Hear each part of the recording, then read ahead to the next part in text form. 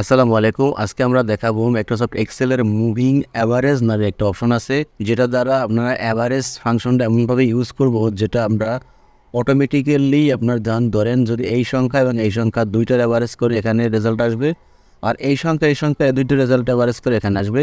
এটা অটোমেটিক সিস্টেমে কীভাবে আমরা এই প্রত্যেকটা সংখ্যার এই দুই সংখ্যা অথবা তিন সংখ্যা অন্তর অন্তর, যেমন 3 মাস অন্তর অন্তর অথবা 2 মাস অন্তর অন্তর অথবা 4 মাস অন্তর অন্তর আমরা কীভাবে অ্যাভারেজ রিপোর্টটা পাবো, সেই বিষয়গুলো আজকে আমরা এই ভিডিও থেকে শিখব। তো এই জন্য আমরা দেখেন একটা ডেটা আমরা রেডি করে রেখেছি, মাস লিখেছি এবং কিছু ফিগার আমরা লিখেছি। এখানে টাকার অঙ্ক হতে পারে, যা কিছু হোক না কেন, আমরা শুধুমাত্র এই প্র্যাকটিক্যাল নিয়মটা আপনাদেরকে দেখিয়ে দিচ্ছি। দেখেন এখান থেকে এই যে ডেটাতে ক্লিক থাকা অবস্থায়, এখান থেকে যে ডেটাতে ক্লিক থাকা অবস্থায় ওটা চলে যাবেন ডেটা অ্যানালাইসিসে। তো ডেটা অ্যানালাইসিস এখানে না পেলে কীভাবে পাবেন সেটা কিন্তু আমার আগের ভিডিও থেকে দেখানো আছে, সেই ভিডিও থেকে দেখে আসবেন। এই ভিডিওর ইন্ড স্ক্রিনে ওই ভিডিওর লিঙ্কটা দেওয়া থাকবে, সেখান থেকে দেখে নেবেন। তো ডেটা অ্যানালাইসিসে আপনারা ক্লিক করার পর এখানে দেখেন আপনার অনেকগুলো প্রোগ্রাম আছে। এখান থেকে এই যে মুভিং অ্যাভারেজ এই অপশানটা সিলেক্ট থাকা অবস্থায় আপনারা জাস্ট এই ওকেতে ক্লিক করবেন।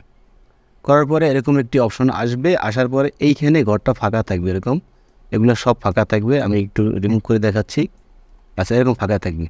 তারপর আপনার আউটপুট রেঞ্জ এখানে ক্লিক করে আমরা এই রেঞ্জটা সিলেক্ট করে দেবো। এখান থেকে একবার এই পর্যন্ত যে পর্যন্ত আমাদের ডেটাটি থাকবে। এরপরে আমরা এখানে দেখেন এই লেভেল ইন ফার্স্ট রো, এখানে টিক দেওয়া থাকবে না, এখানে আপনারা টিক দেবেন। এবার এখানে দেখেন লেখা আছে ইন্টারভাল। এইখানে অর্থাৎ আপনারা এই যে অ্যাভারেজটা 2 মাস অন্তর চাচ্ছেন নাকি 3 মাস অন্তর চাচ্ছেন নাকি 4 মাস অন্তর চাচ্ছেন, সেই সংখ্যাটা এখানে শুধু লিখে দেবেন।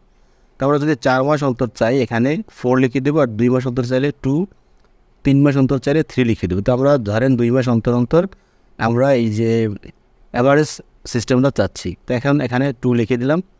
এবার দেখেন আউটপুট রেঞ্জ, এইখানে আপনি ক্লিক করে এখানে জাস্ট এই যেই সেলটা থেকে আপনার ওই অ্যাভারেজ ক্যালকুলেশন শুরু হবে যেখান থেকে, সেইখানে আমরা সিলেক্ট করে দেবেন। তো আমাদের C2 থেকে অর্থাৎ এই সংখ্যার সামনে থেকে আমরা ক্যালকুলেশন শুরু করবো, এখানে আমরা ক্লিক করে দিই।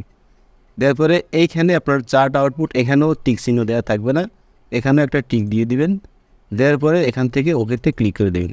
তাহলে দেখেন ম্যাজিক আমাদের মুভিং অ্যাভারেজ আমাদের কিন্তু তৈরি হয়ে গেল। এখানে একটা চার্টের মতো তৈরি হয়ে গেল। এবং এখানেও দেখেন এখানে যে প্রথম যে নট অ্যাপ্লিকেবল অর্থাৎ এনে আমরা লেখা কেন আসছে, আসলে এটার উপরে আর কোনো সংখ্যা নাই, যে দুইটা সংখ্যা দিয়ে যে সে ক্যালকুলেশন করবে সেটা নাই, এজন্য আসছে। তো আপনারা দেখলেন যে মুভিং অ্যাভারেজ ফাংশনটি কীভাবে কাজ করে।